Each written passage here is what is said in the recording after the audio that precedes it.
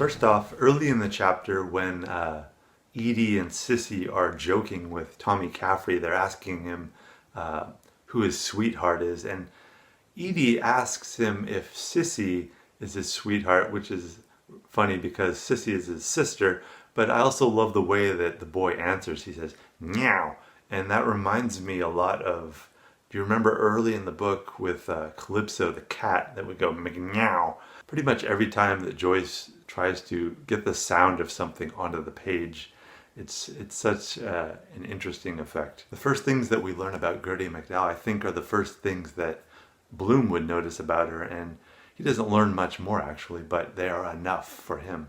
Gerty McDowell, who was seated near her companions, lost in thought, gazing far away into the distance, was, in very truth, as fair a specimen of winsome Irish girlhood as one could wish to see.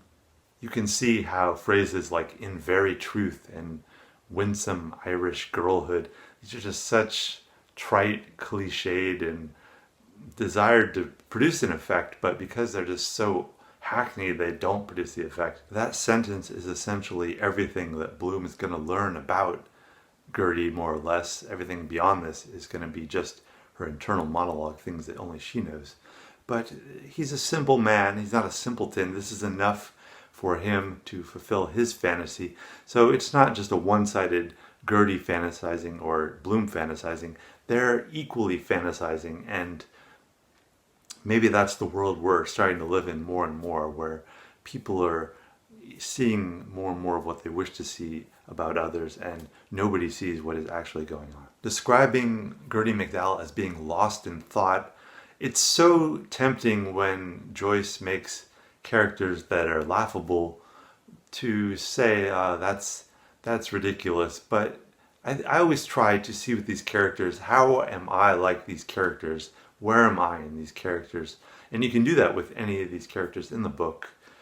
I think with Gerty, though, a mind so living in media regulated fantasies and advertising fantasies, I think it'd be very naive to say that nowadays we're not like that as well. We definitely are. There's a really good contrast between the way that Joyce is describing Gerty using these very clinical, surgical almost terms to describe the medicine and effect that she is trying to create, which is showing none of that clinical aspect and just showing her as a beautiful, perfect young woman. Her figure was slight and graceful, inclining even to fragility, but those iron jelloids she had been taking of late had done her a world of good, much better than the Widow Welch's female pills, and she was much better of those discharges she used to get, and that tired feeling.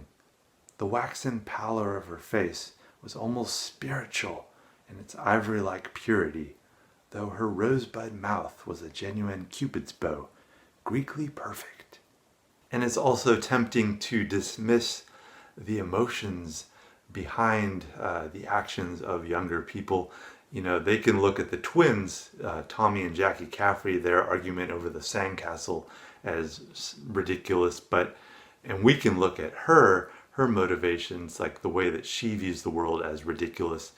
But it's important to remember that emotions are real, whatever the cause behind them. Both the twins' emotions, her emotions, as she discusses losing her boyfriend and her fantasies about Bloom and so on. The emotions behind them are real. We may not agree with the reasoning that led to that emotion, but the emotions are real.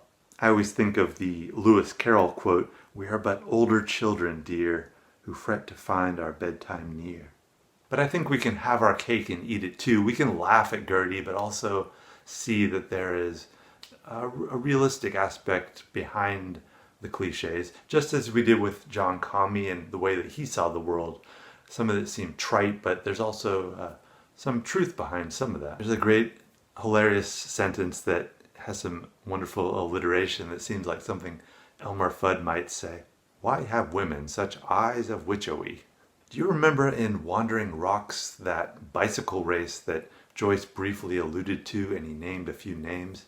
We're going to learn that one of the men in that race was the brother of Gerty's ex-boyfriend. So her ex-boyfriend is Reggie Wiley, and her brother was in that bicycle race. Very small detail, but this is, again, one of those examples of Joyce connecting two points in any of the chapters. He can do it. As Gerty watches Bloom, there's this self-assuredness about her ability to convert him to Catholicism. If, for example, he were Protestant or Methodist, she can't even conceive that he might be Jewish. That'd be, I don't know how she would take that, but there's this aspect that, like the Virgin Mary, whoever he is, she can take him in and redeem him.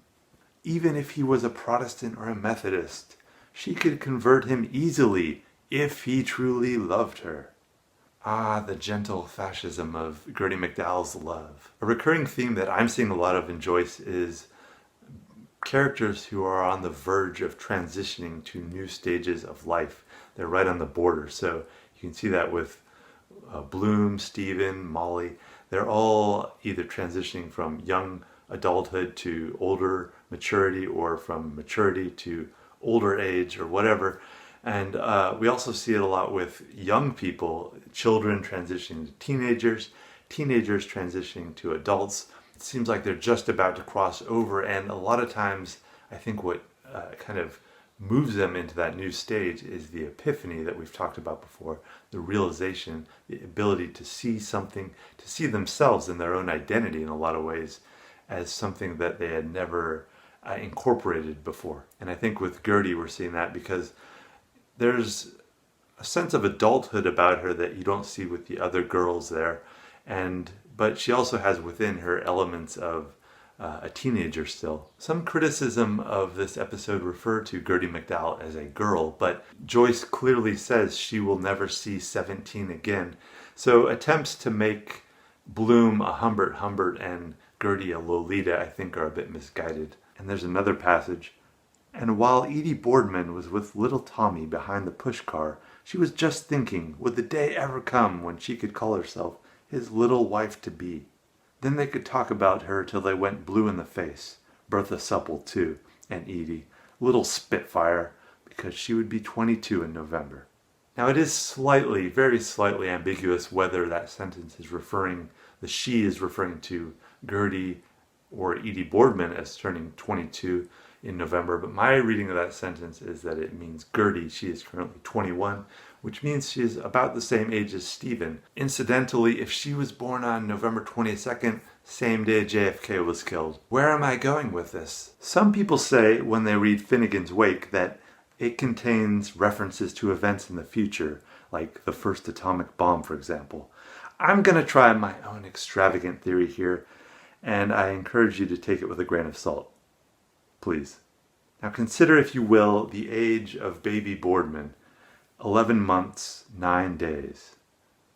Say those numbers in your head. 11, 9, 11. Oh my God, 9/11.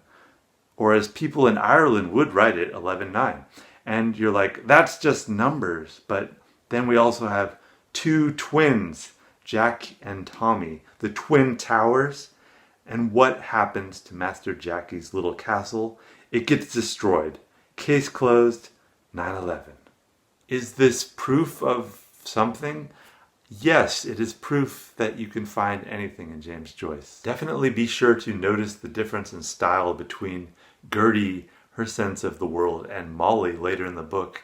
The final section, Penelope is going to have a long monologue with Molly and Bloom, and the difference between the two characters is just the gulf of experience that Molly, her view of the world, the way that she sees things, is just completely different. You have to wonder, though, will Gerty one day be like Molly, or is she going to be like Fantasyland her whole life? Or, for that matter, was Molly once like Gerty, and is Molly still in some ways like Gerty? She's reading this Sweets of Sin, books like that, so she clearly has some element of romanticism still about her. There is a reference to Sissy's hair as relating to the gollywog. Madcap Sis with her gollywog curls.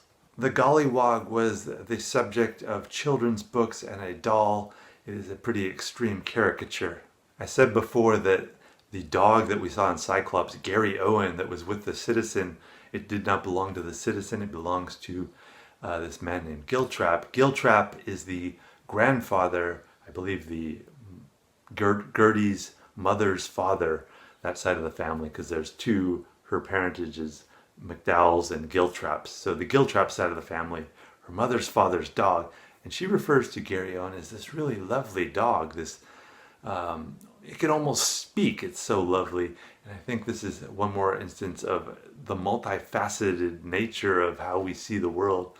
People not only, but places, things, and dogs. Certainly with how she sees Bloom, because she sees him as this exotic foreign gentleman. She looks at him and she'll look at his nose and wonder, is it more aquiline, which is like an eagle, or is it more retroussé, which is like upturned? She can't decide from the angle that she's looking at him. But like the Virgin Mary, she is going to take in what others shun and push away. And Sissy, for example, is not, she goes to talk to Bloom and find out the time, but his watch has stopped working. But she refers to Bloom as, I'm going to go check with my Uncle Peter. She clearly has none of the fascination that Gerty does with Bloom. One thing I can't believe that I never noticed before is about Bloom's appearance. We get what could be the most clear description of him that we've seen.